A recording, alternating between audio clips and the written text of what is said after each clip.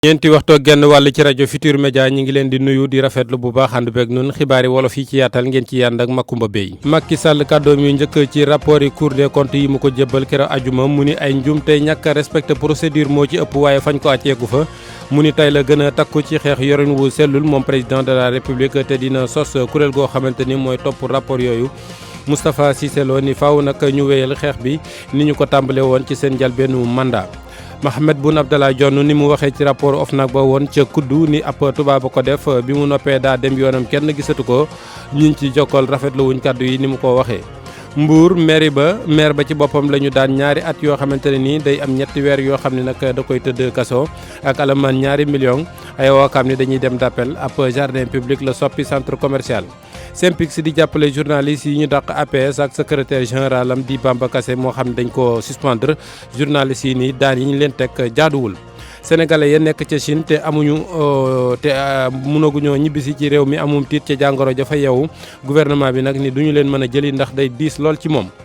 ñaareelu pàcc bi tàggat yaram dellu si ca fitna jëwoon démb diggante Pikine ak Casa Sport en classe ak li ci yenn kaay yi la ñuy tëjee. mbànn muy manque douce ab camion. bi ñu ubbee mbànn mi nag di wàccee li mu sëfoon ci la ñu gis nag ni ndekete ñaari nit a nga ci biir tàngooru ak nget ga tax ba kenn ki faatu ci saa si keneen ki yóbbu nañ ko hôpital fi mu ne nii nag hôpital régional ma nga xewee ca Ziguinchor Khalifa Bassène mooy maire bu Ziguinchor mooy maireu Enampor ñu déglu ko ci seede yi mu ci dénk Lamine Ba. C'est un peu vers 13h dama sama gardien bu woote pour ne ma effectivement am na fi problème daan moo am comme problème am na benn citerne chauffeur bi ak apprenti yi gaañu léegi bu ma ñëwee ana chauffeur bi ñu ne ma mi ngi ci biir fan ma dem sax di jéem a ubbi buntu kii la cabine new fa ñu ne ma non mi ngi ci biir citerne bi. Qu'est-ce qui s'est passé ci la ñu ma expliqué ne effectivement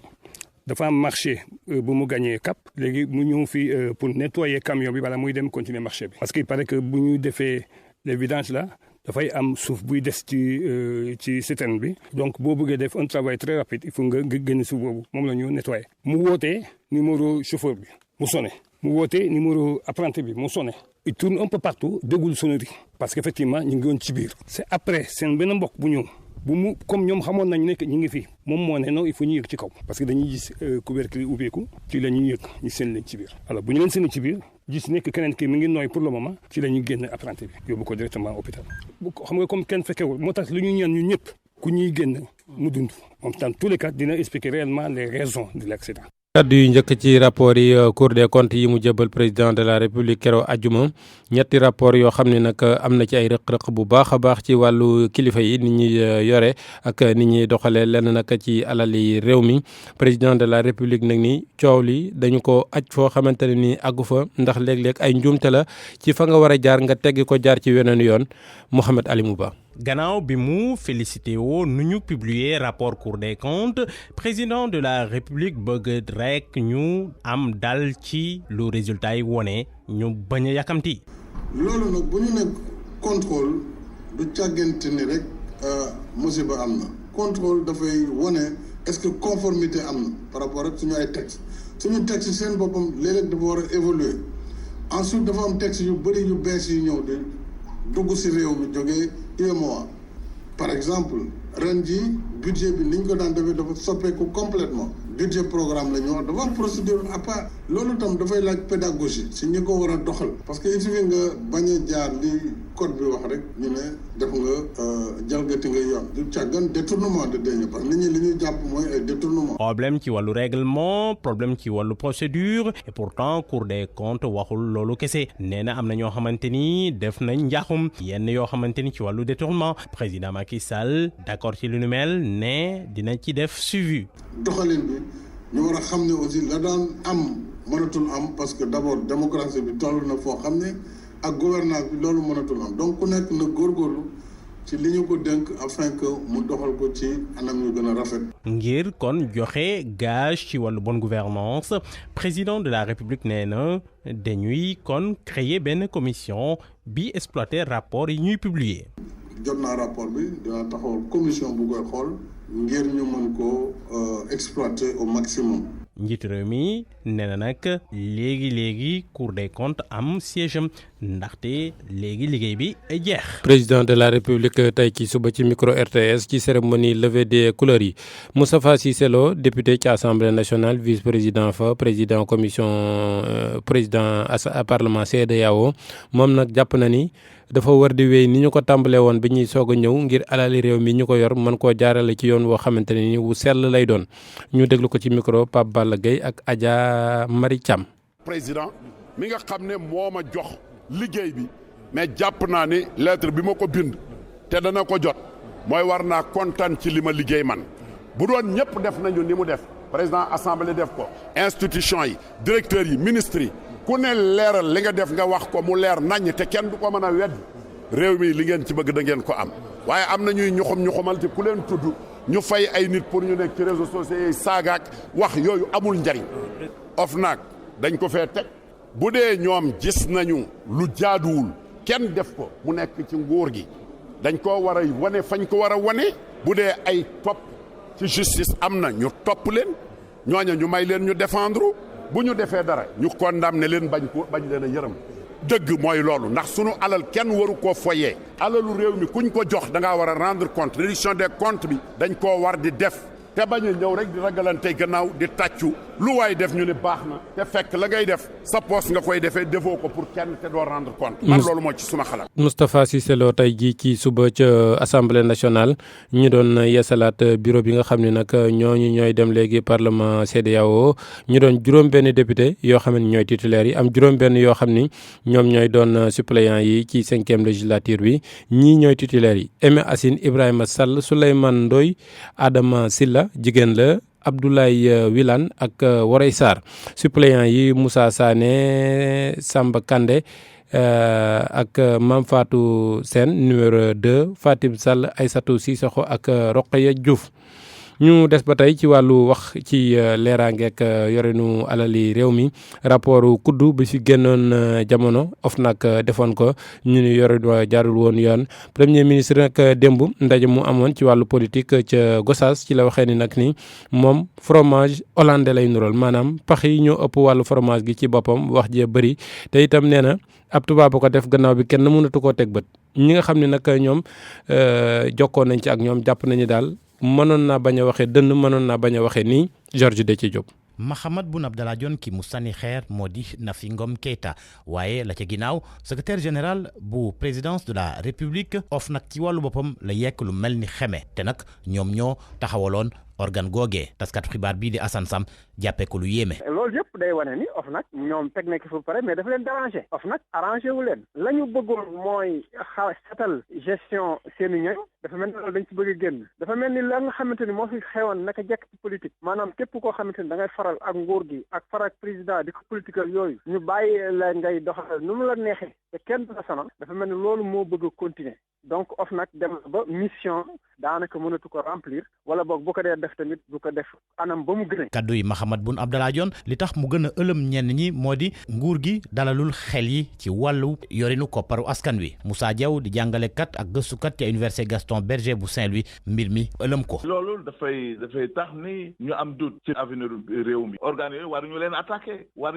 ñooñu parce que ñoom ñoo leen nommé woon suñu jégeel ba tey nag di attaqué ñooñu loolu kenn dootul xam orientation bu ñu jël jom parce que su fekkee ni chaque fois dañu wax ne ni ñu ngi ci bonne gouvernance ñu ngay gérer réew mi xaalisu réew mi et puis d'un côté rapport ñu génnee ñu wane ni am na ay rëq-rëq yu bare yu am ci réew mi te citoyen di ko gis loolu nag dafay tiital nit ñi daf leen di tiital ci ñu leen di gouverner dafay tiital ci responsable ñi fi nekk ñi ñu nga xam ne ñu nga ñooy décider position pouvoir loolu day am tiitaange avenir u réew mi parce que am na ay ressources yu ñëw ressources pétrole beeg yooyu suñu gisee lii nag loolu inquiétude dana am pour avenir réew mi. ab laaj jib ndax jamono ji ñi nekkee ci bopp nguur gi li dayoon seeni yéene dañoo dem ba ci kanam mënatuñ ci dara seeni jikko dàbb leen leneen itam moo di ndax du ab signal ñu jëmale ko ci njiital OFNAC gi jamono ji di Seynabou Ndiaye Diakhaté ci ñaari kaay yépp nag buñ ko wéyalee ni OFNAC du jëriñati dara kasaara lay mujjee doon. keneen koo xamante ne ni aw yorinam tax na mu nekk ci xat-xat jamono ji di maire bu Mbour di Fallou Sylla tribunal nag tey ji la ko doon atte ci ab centre commercial boo xamante ne ni ab place publique la jël daal di ko koy soppi ñu ni dina tëdd ñaari at yoo xamante ne ni ñetti weer yi moom faw mu dugg ko ci kaso bi ferme la loolee nag ak alamaanu ñaari million ñoom nag seen i ay avocat ni dinañu def appel Abdourahmane Diallo ca Mbour. ginnaaw atta ngi nii maire bi ak ay ndawu Mbour di jaabante ci tribunal bi verdict bi génn na tey Fallou Sylla dañ ko condamné ci ñaari atu prison ñetti weer yi mu war a tëdd ak ñaari millions yi nga xam ne tamit war na koo fay ndàmpaay moom nag luñ koy toppee mooy falsifier ay dossier administratif avocat partie civile bi nag di rafetlu loolu maître Souleymane Diallo. verdict bi moom dañ ci kontaan di ci santat ndax du loo xam ne day yomb souvent ñu koy gis fii nii faral di gis que ay xale jóg gis lenn lu jaaduwul am seen dëkk ñu bañ a def beneen action lu dul ñëw ci kanamu tribunal pour tribunal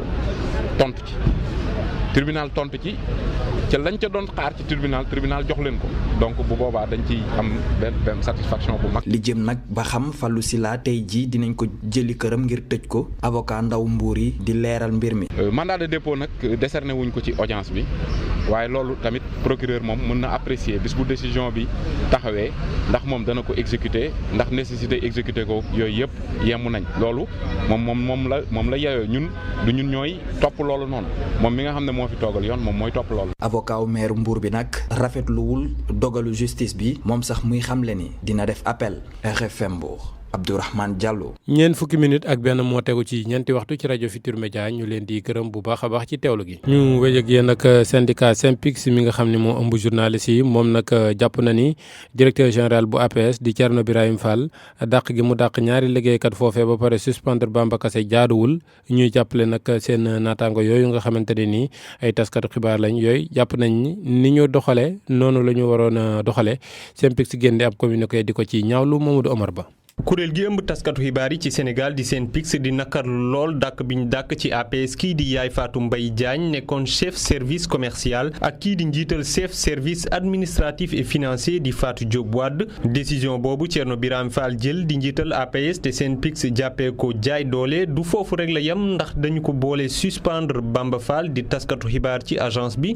communiqué bi di fàttali ne 24 décembre bi weesu la Thierno Birahim Fall génnee note de service di ci xamle ni Yaay Fatou ak Fatou Diop dàkk nañu leen ñu teg ci ñaari fan ab bataaxal bu bàyyeekoo ci jëwriñ gi ñu dénk wàllu culture ak communication maanaam jokkalante bi bataaxal boobu di xamle ni dàkk boobu teguwul ci yoon noonee la ñaari soxna yooyu lànk ne duñu dem alarba bi weesu directeur bi indi menuisier ak huissier de justice ngir ñu dàkk leen ba tey bu ñu sukkandikoo ci communiqué bi directeur bi daf cee boole jaay doole ak mettital leen Bamba Kassé mi doon indi njàppaleem ñu teg ko ci suspendre ko SYNPICS di xamle ni dàkk bi ak suspension bi dara teguwu ci yoon te dinañu def seen kéemtalaay kattan xeex ngir ñu delloo leen seen ak seen yelleef. seen ak seen yelleef Mamadou Omar Ba juum itam ci turu ki nga xam ne dañ ko suspendre du Bamba Fall Bamba Kassé la mu ci jégalu sénégalais yi tàggatémbe ca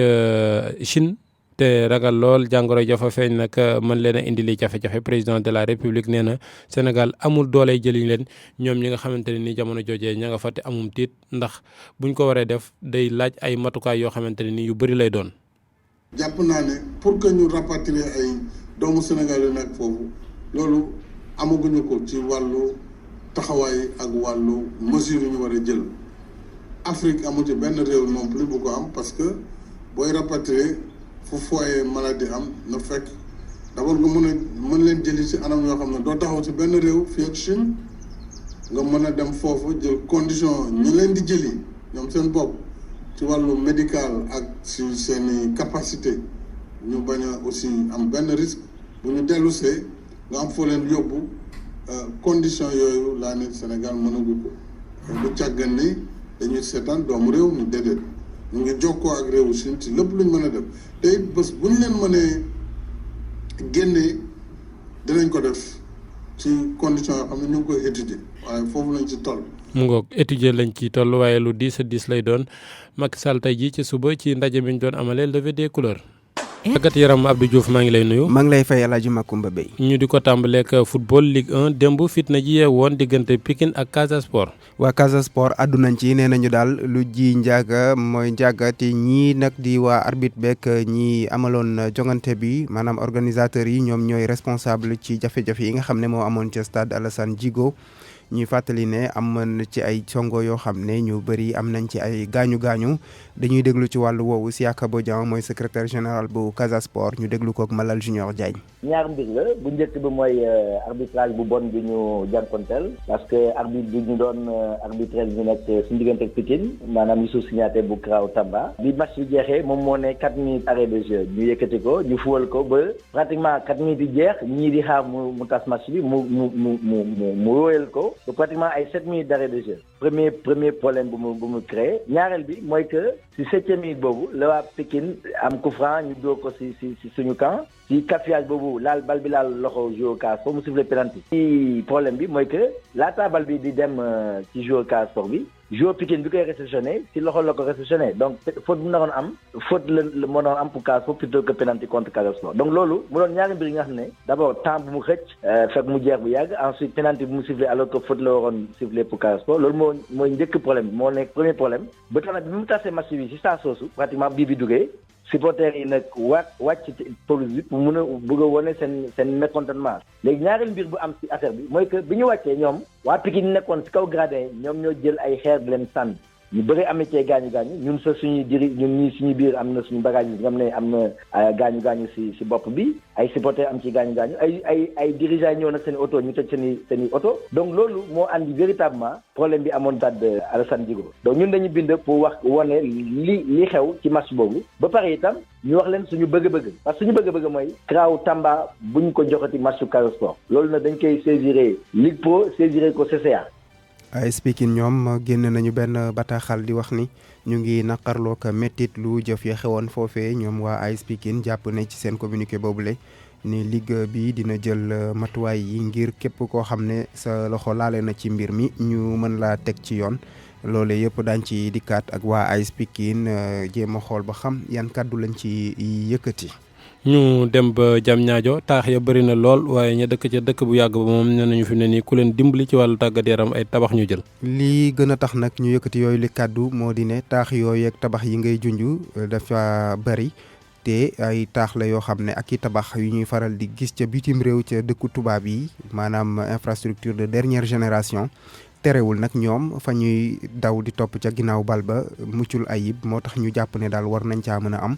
donte sax day doon fenn foo xam ne ñoom dinañ fa mën a foowee Abdou Diouf Diagne. jamono ji nga xam ne ñu ngi naan ay arena ak ay stade olympique ndaw ñi nga xam ne ñoom ñoo nekk ci Diamniadio gu yàgg ga comme ni ñu koy tàmmee di ko woowee amuñu ay jumtukaay yu ñu mën a tàggate seen yaram muy loo xam ne Al Ousseynou Sow bokk ci conseil communal de la jeunesse mu ngi koy ñaawlu bu baax a baax. terrain municipal terrain vague la boobu la ñuy football da ngay gis sax ku dugal bi ñëpp bu dugg ci biir terrain bi Diamniadio daal ñaari xar kanam moo am malheureusement Diamniadio bële dafa am ay stade Diamniadio bële am Dakar Arena fii benn terrain basket depuis 3 ans mënuñu koo eggali Diamniadio centre amul dara.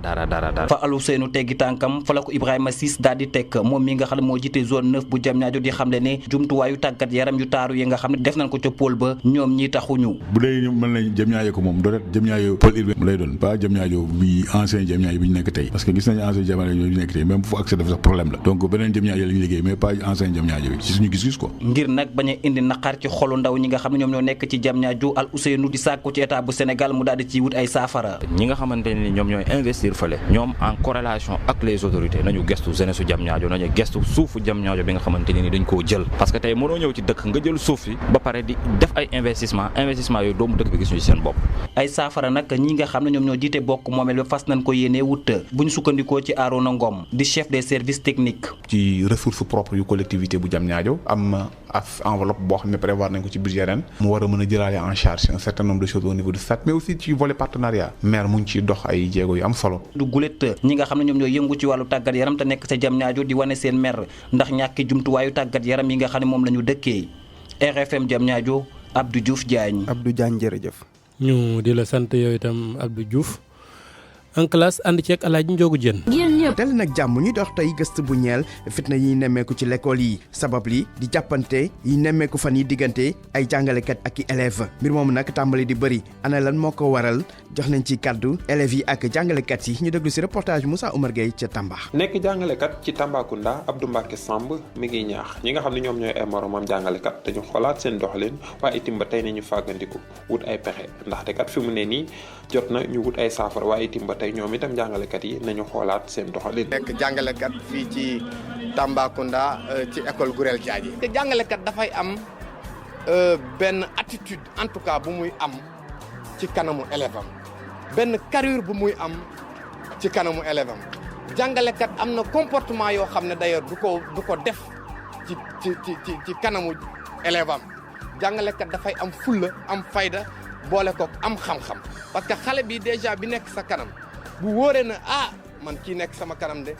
benn am na xam-xam ñaar am na fulla ñaar am na fayda mais da ngay gis ay jàngalekat yuy saaga ci biir classe. Théo Cissé waajuru ndongo la moom nag mi ngi ñaawlu bu baax a baax léeg-léeg ñuy dégg am na ay élèves yoo xam ni dañuy jàppanteeg seen ay jàngalekat. xale dafa am ñett éducation ñetti jikko la xale di am jikko bu muy am ci kër gi jikko bu muy am ci école bi ak jikko bu muy am ci mbedd bi bu muy am ci kër gi nag mooy presque 60% ci jikko bi loolu parents yi ñoo ci gën a mën a kii accentué wu gën a ñaax seen doom gën a éduquer seen doom yi encore damay lancer appel di ñaawlu aussi ci acte yi. ci diwaanu Tambacounda nag ci nga xam ne ñoo ŋànk wàllum njàng ak njàngale fësalaguñu benn cas boo xam ni dafa am jàngalekat boo xam ni dañ ko songu daal di koy gaañ wala yeneen yu ni mel loolu nag bi école IP ba léegi ni si. li ñuy dal ci kaw ay jàngalekat ak fitna yi ci l'école yi. consultant bi si wàllum njàng Iyane Sidibé di koy naqaru teg ci nag di wax xalaat yoo xam te ne mën na saafara mbir mi ñu déglu ko moom Iyane Sidibé. école bi dafa nekkatul modèle bi nga xam ne mooy lu nga xam usine bi nga xam ne day defar modèle ci nga xam ne moo daan jiite société école bi léegi modèle bu muy wane dootul modèle bi nit ñi soxla modèle bi nit ñi soxla léegi mooy modèle bu tekki bi te école bi léegi da ngay am modèle da ngay am doctorat da ngay am master 2 ak lépp diplôme ñu ne la chômeur nga ñun di xabaab jàngalekat ba ca boppam ñu suufeel ko lool soo waxee sax ñu ne ak kii waxu jàngalekat alors bu boobaa nag dootul nekk cadre boo xam ne bu apaisé mais cadre bu ay vulnérabilité daje ay bu boobaa nag monsieur bu nekk mën na am du question ci jàngalekat dafa war a dóor élève déedéet waxuñu loolu mais am na wegeel correction bi daal li koy réglé moo di ni ñu taxawal ay mécanisme defe naa ni wéy na mbuus suñu deful attention mais ñu taxawal ay mécanisme yoo xam ne déjà dina anticiper wu maanaam ay taxaw seetlu ay gëstu pour li nga nar a ñëw ñu mën ci anticiper trouver ci ay solution yu sew sewaan yi na jox jàngalekat bi gëddaam ak wareefam ak teraangam mu kooku mën jàngale ci condition yu wér. dañuy daaneel ak nemmeeku bi ñuy nemmeeku ci tey école bu Bandafassi nekk ca diwaanu Kédougou école boobu nag temps tubaab bi lañ ko tabaxoon waaye lañ fa nemmeeku nag moo di ne élèves yi bëri wuñ fa Ibrahima Diabakhate. man maa tudd Mamadou Sissoko man maa jiite école élémentaire Tamba Mansan Diawla Keita bu Bandafassi novembre 2014 laa fi ñëw boobu ba léegi maa ngi fii maa ngi liggéey ak ay jàngalekat yu xarañ engagé wu vraiment ci liggéey bi. mooy juróomeel directeur école élémentaire bu Bandafassi bi ñu ubbee en 1946 ba léegi juróom ñaari fukki at ak ñeent ginnaaw ubbite bi ba léegi juróom benn classe lañ fa nemmeeku ak ñaari téeméer ak juróom benn xale yi fay jànge ci élèves yooyu ràññi nañ ci juróom ñeenti fukk ak juróom ñeenti xale yu jigéen faiblesse effective bi mu ngi aju ci bariwaayu école yi matlegul seen cycle yi ak tamit soriwaayu école bi ak gox yi mu ëmb Mamadou Sissoko. jafe-jafe bu gën a sonal élèves yi fii mooy yoon yi maanaam xam nga école bi xale yi jógee ci ñeenti gox ñooy ñëw ci école bi ñi ngi jógee Siling ñii ñu ngi jógee Louga ñii ñu ngi jógee Éthiouar ñeneen ñi jógee Bandafassi fii boo seetee Siling ak Bandafassi juróomi kilomètre la Louga ñetti kilomètre la Éthiouar ñetti kilomètre la te boobu ci kaw la nekk donc vraiment loolu jafe-jafe bu métti la. yaakaar nañu ne taux de fréquentation bi mun na yokk bu baax a baax suñu indiwaatee cantine scolaire bi Mamadou Sissoko. waaw maanaam xam nga cantine bi daf ñu doon dimbali ci lu bëri. lu ñuy ñaan mooy cantine bi ñëwaat ci école bi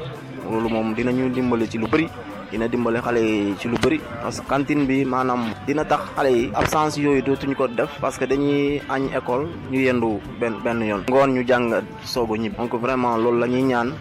partenaires yi ak nguur gi. ñuy gërëm Ibrahima Diabakhate ak Moussa Oumar Gueye mbokk yi foofu leen neem ak yéen ci en classe dig daje altine bi di